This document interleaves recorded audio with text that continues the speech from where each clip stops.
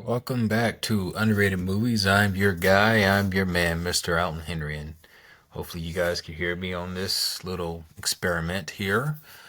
Um, and I hope everybody's having a good holiday season. My apologies for not being have been consistent with the movies that reviews that I've been trying to be consistent. You know, just get busy. Life gets busy.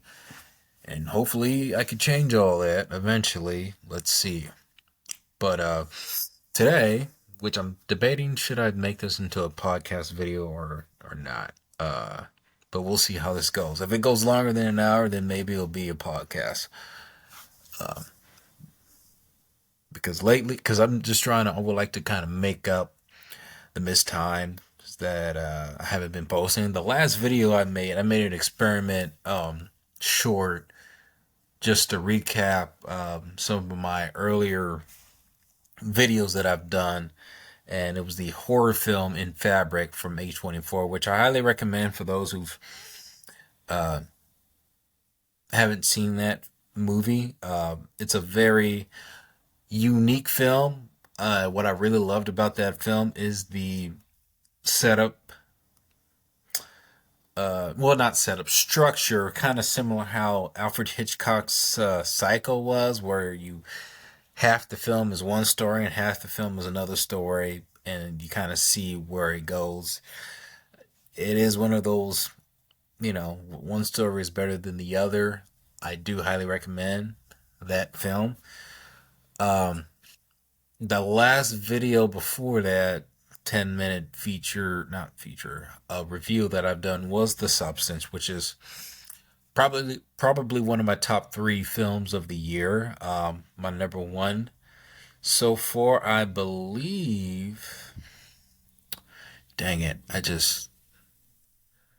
Dang it! I now don't remember what my favorite film of the year is right now. A Different Man, A Different Man, and I might talk about that film. It's actually been over a month now since I've seen the film, and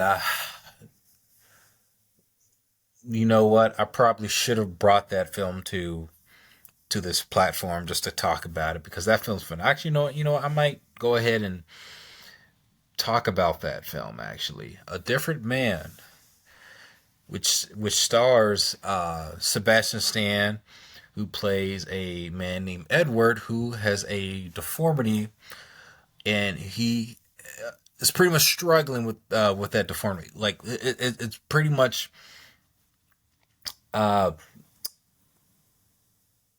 lowers his self confidence, basically about everything that he views himself in life. And the guy is also wanting to be an actor, which not good, but he strives to try to find some sort of hope in his life, and he pretty much isolates himself in his apartment until he meets a girl who pretty much starts to bring a little bit of some sort of security, especially around himself, to kind of appreciate a little bit because she's mesmerized and kind of fascinated with him, but more on a cool, I would say close to an intimate level. There are moments in the film where it feels like those two are falling for one another and they desperately like to and would love the opportunity to connect, but there's that fear that um, really prevents them from trying to make that connection work, and it's fascinating. And uh, Sebastian Stan's character Edward wants to live a normal life, and he goes through this procedure to pretty much changes his face to make it look like a normal person. Now, I won't go into the details as to how, but he goes through it, and he his life starts to turn in a very unique way. And what's fascinating about this film, it deals with identity of how we somewhat project certain ideas of who we are and convince you convince yourself that that is who you are, that is your reality, that's what you're so used to. So when you get a new identity, because Edward, when he gets this new face, he, to my surprise, when I saw this movie, I didn't expect that. He pretty much, spoiler alert, he pretty much takes on a new identity as another person, saying that this original guy is dead, he doesn't live here no more, or such and such. And as time goes by, he takes on a new career. He tries to be more like the rest of everybody else. And the shocking details that the girl that he originally liked has become inspired to be a writer and writes this play based on Edward, and the guy's freaking out. And it's fascinating. He starts to have an identity crisis about why the girl that he likes is fascinated, wanting to write a story of his play. Top of that, another guy who has the same, or who had the same, or has the same disability as he did, pretty much the complete opposite of Edward, who loves himself, who likes to, um, who's pretty much the complete opposite and the most optimistic version and happy-go-lucky guy, pretty much the opposite of Edward.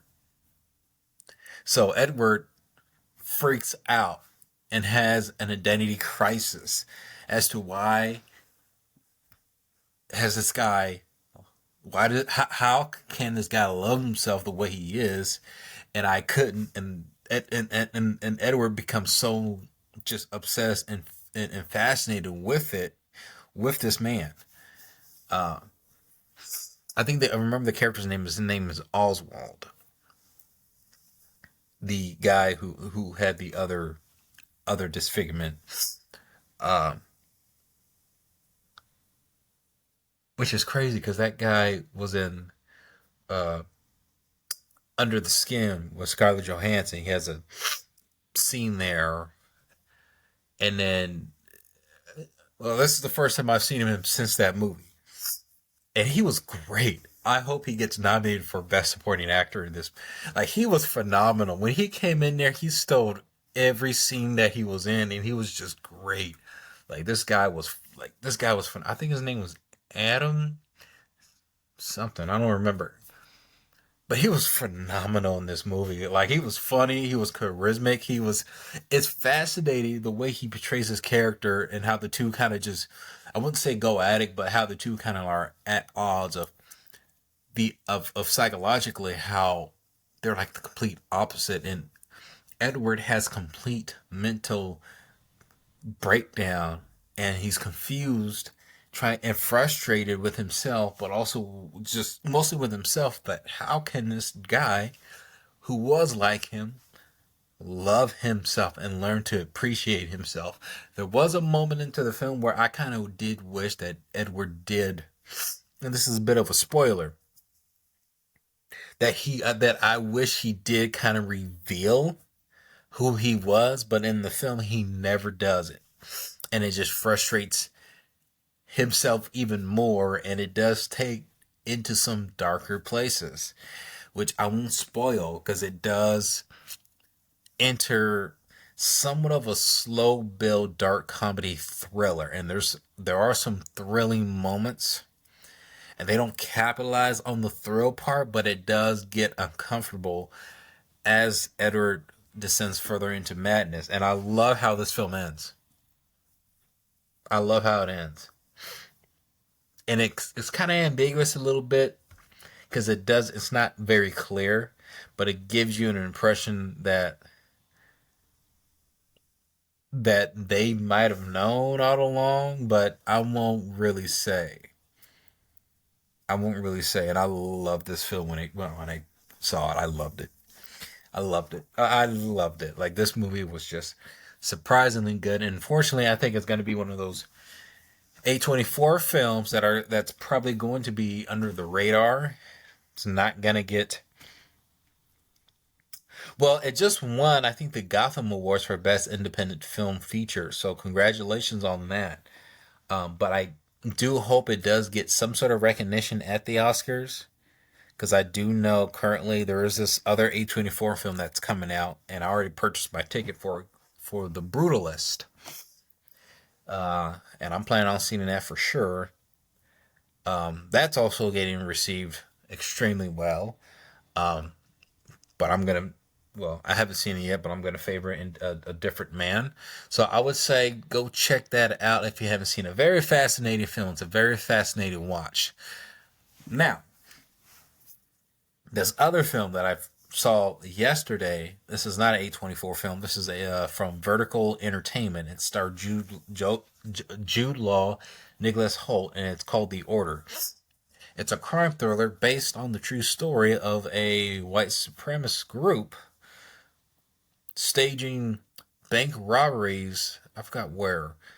Set in 1983, and it chronicles from 83 to 4. And you have a police detective uh, who comes in and is assigned to investigate it. Well, he becomes more interested in the investigation and learned about it. And Ty Sheridan, who's also in the film, fills him in on it, and the two kind of work together to kind of figure out a plan to stop the supremacist group from causing harm. And it's a fascinating film. It's directed by Justin Kurzel, who did the Macbeth film in 2015, starring Michael Fassbender, and he also did which I haven't seen it, the Assassin's Creed film that was 2016. And he also did a recent movie before that. I don't remember the name of it, but I think it's another psychological thriller. And hands down, so far, Jude Law was amazing in this. From the way he portrays his character, and he's from, like, Britain. The guy Sam, his character is fascinating. The way he portrays his character as I wouldn't say drunkard, but kind of a drunkard police detective who's pretty much been in all, seen in all, in bad shape, bad health, trying to track down these supremacist group that is,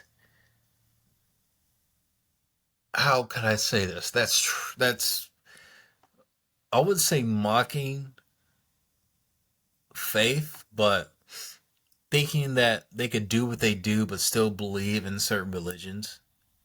I think is the right thing to do, which is which is a part where it's very fascinating.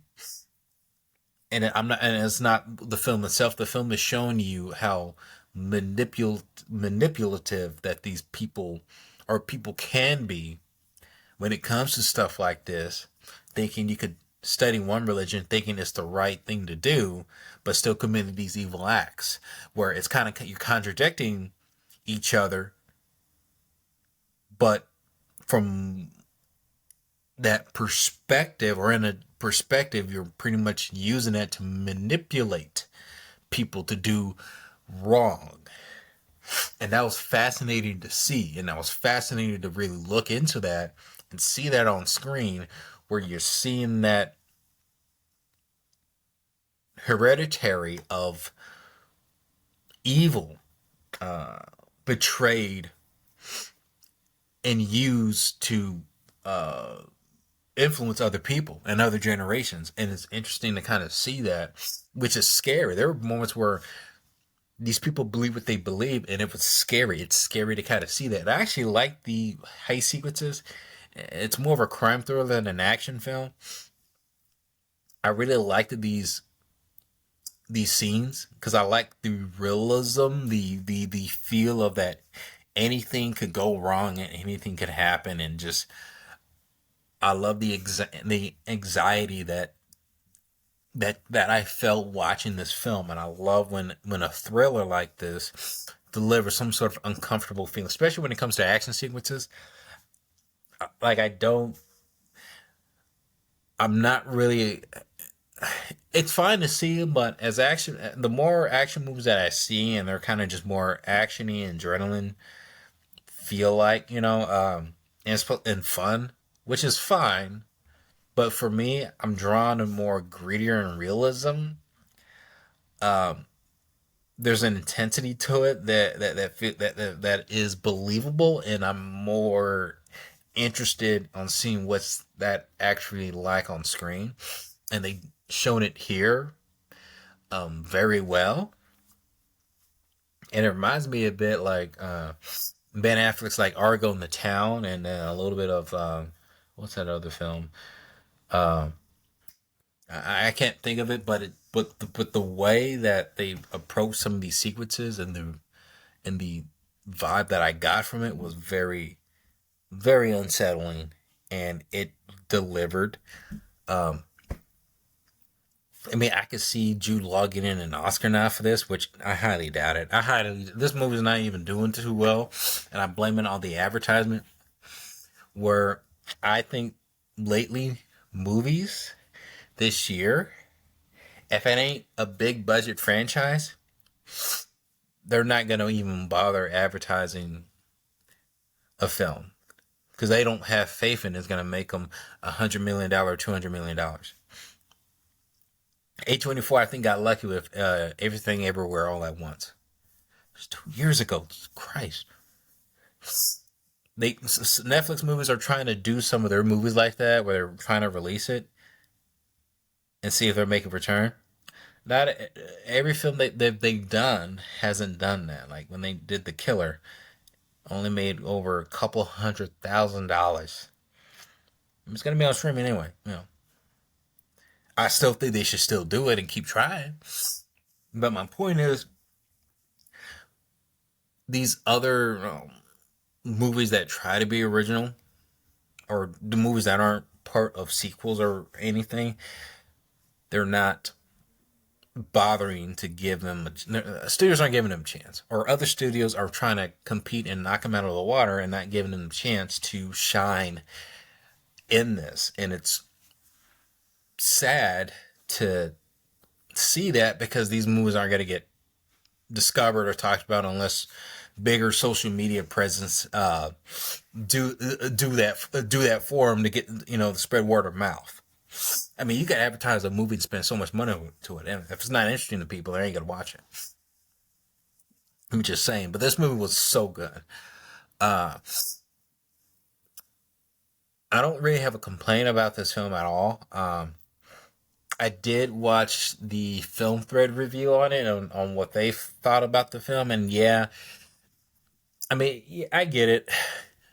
It's kind of a cliche thing where you're having title cards popping up, and you're literally reminding people of an incident that happened very recently. Um, I think Spike Lee's notorious for doing this, especially if he's doing true story movies. Or just actually, no, I don't mean to call him out like that. I'm sorry, Spike, but just movies that are have some sort of truth to them. They will literally reference an incident that recently just happened, and that is a trend of especially if you're doing like true story movies. I'm actually tired of too, because even though you're watching a movie that's based on true facts, you don't want to be reminded. I mean, yeah. I mean, it gets annoying that it's a political move. It's a political propaganda move. You get tired of it, and it's frustrating. I get it. I mean, because even I was like, eh. I mean, it wasn't long, but it didn't feel like it was needed. But maybe that's just a formula that you have to have, especially if you're trying to make a film that's based off a true story. And I get that. I get that. That's fine. But I don't think it needs to. I don't think it needs to be, because thinking back to like Wind River, It's not. It's based. It's a film based on true events, but it's not like the actual story itself. It's not. It's fiction, but these events do happen over time. But actually, no. There's some. No. They did the same thing there. Thinking about it, so forget. Yeah, they did the same thing. They had captions at the end. But back to the order. Nicholas Holt, very menacing character. This dude, so far, I would say this is probably my favorite role of his, just because his character is pretty much an evil prick. This dude is a sinister savage, and the longer he's on screen, the more you hate him, and you realize this dude is just evil and manipulative and piece of crap of filth. And whenever he's on screen, he brings a very just what can I say? Like a kind of snake, kind of just squealing up, sneaking on you, and just about to waiting like just a couple seconds right before he's about to take a bite, and just boom, like you're waiting for that's just to happen. When you see it, you feel the anxiety that just pops up, and it just goes. Whenever he's on screen, you feel it there. This guy is not a good guy, and every time he preaches and uses certain ideas to get his point across, and I'm referencing certain like using the cross from World War II, and then Christians belief, and mixing it to manipulate people to share the idea of the other symbol is dark. And I think the film is bold for literally showing that, and to literally get an idea how people can use religion to manipulate, and using it for the wrong reasons. And I like that the film distinguishes that, how people just use that, individuals just use that to seek power. And it's actually scary how they do it, because then you could be leading into a very darker path that you don't even know. I mean, the way what movie does make it clear, especially if you know your history, but just in the film experiencing this, the thought did run into my mind like, this is scary. And I can see this film not being advertised a lot because of what's currently happening in the US. So I can see that there's not a big demographic for this film to get a wide release, which is unfortunate, because it should be something that you should be aware of. But this is a good story. This is a good film. The movie clock's barely under 2 hours, so it's straight to the point, and I just love the direction that this filmmaker Justin Kurzel has gone. This might be my favorite film of his so far. I think I've seen this, and then I've seen Macbeth, because I've talked about Macbeth here. I think there's another film I saw of his. Can't remember, but so far this is probably my favorite film of his work, and I can't wait to see what else he does. I think he does have another film lined up, and I think it's another action film. And I do highly recommend you check out The Order, which I wish more of these lower budget movies, and I hope so. Like, I hope from here on out, like, we get more independent original ideas, and they get wider release, because it is something where studios, they got to give original ideas a chance. Money isn't always everything. Money is cool. I didn't realize this was open. But lately, I've been more choosy on what I go see. I mean, I haven't seen Gladiator. I mean, I heard Gladiator 2 is a mixed bag. I mean, I won't know until I see it. Uh, I don't think a sequel needed to be made for that film, but I haven't seen it, so I wouldn't know. Uh, I yeah, I wouldn't know. I mean, who knows? Blade Runner 2049 is sequel to the original Blade Runner, which I love the 2049 more so than the original. So who knows? Maybe that sequel, I might like it. I don't know. But there is a sequel fatigue that I do feel that certain movies don't need to be made. Certain movies standalones just need to be left alone unless you're really going to do something very unique. Um, like Amazon's gonna do a Blade Runner television series, which I'm curious to see where that go, and I think Michelle Yeoh's gonna be in it. I would love to work in that somehow. But The Order, have you seen it? Let me know if you have seen it, and please spread the word to go see that film. Again, I am aware. Uh, if anybody is not too keen on the subject matters. And for that, I understand. I can understand you want to stay clear away from this movie because it ain't. All right, and this is what I guess I'll go ahead and talk about this film. The movie came out earlier, and I've already seen it, and it's a one-time watch. Because lately, I'm trying to be careful on certain movies that I'm drawing my energy to, because now I am feeling certain things about certain subjects now. And this is the film Longlegs, starring Mika Monroe, Blair Underwood, and Nicolas Cage. And it's set during, I think, the 90s. I believe it's in the 90s. Where it's a, spoiler alert, because the trailer doesn't reveal this. It's a detective, police detective, young police FBI agent who who's a bit psychic, tracks down is trying to track down a serial killer who is um, who's a Satanist. That's it. And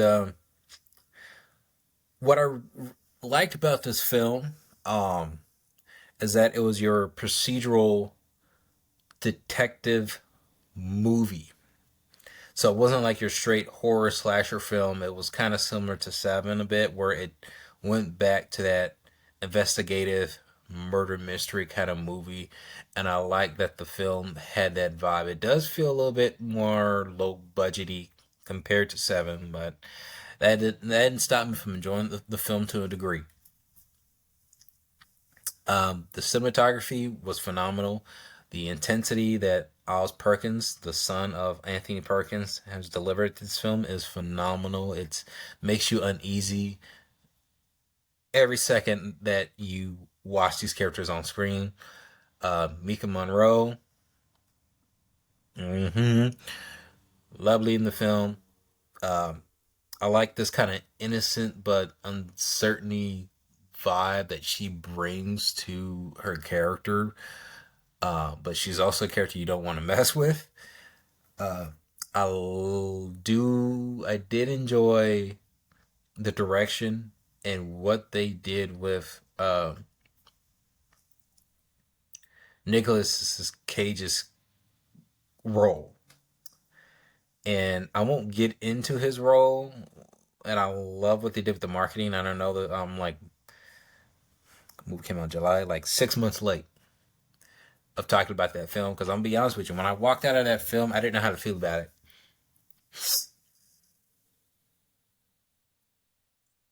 It was good, but I walked out of there,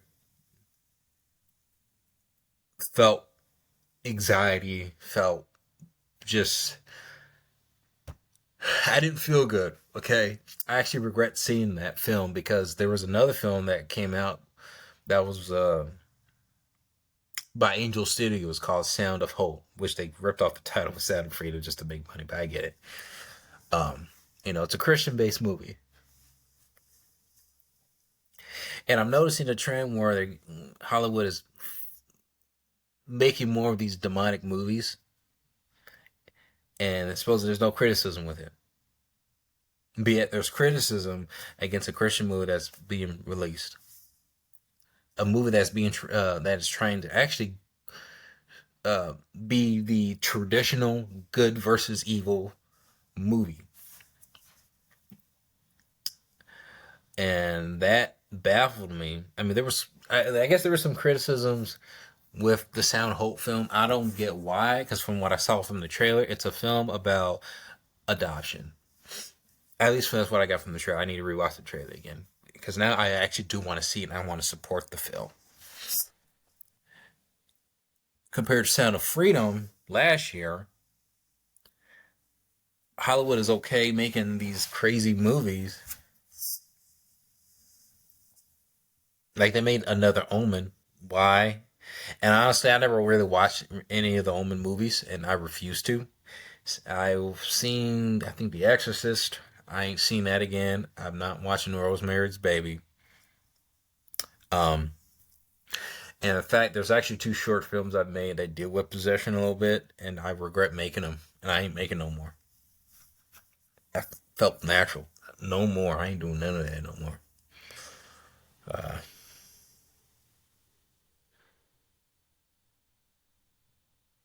I'm not doing those movies no more.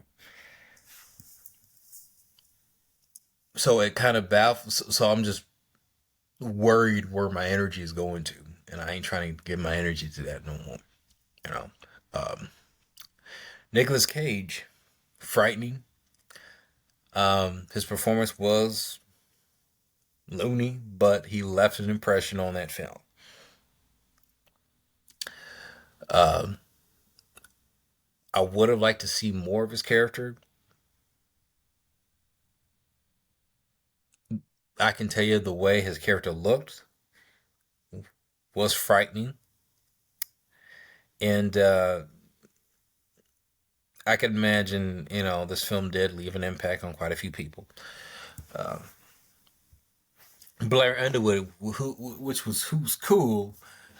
I'm glad to finally see him back in movies again. I haven't seen him in a while. I think he's been doing mostly just TV lately. Uh, Mostly like '90s actor working. Last theatrical film I've seen him in was that Tyler Perry movie, Family Reunion. But I think he's done mostly. Yeah, oh yeah, because he was in Agents of Shield as well. Just glad to see him back in the live action features again. Um, the movie did go into fictional realm a bit towards the second half, but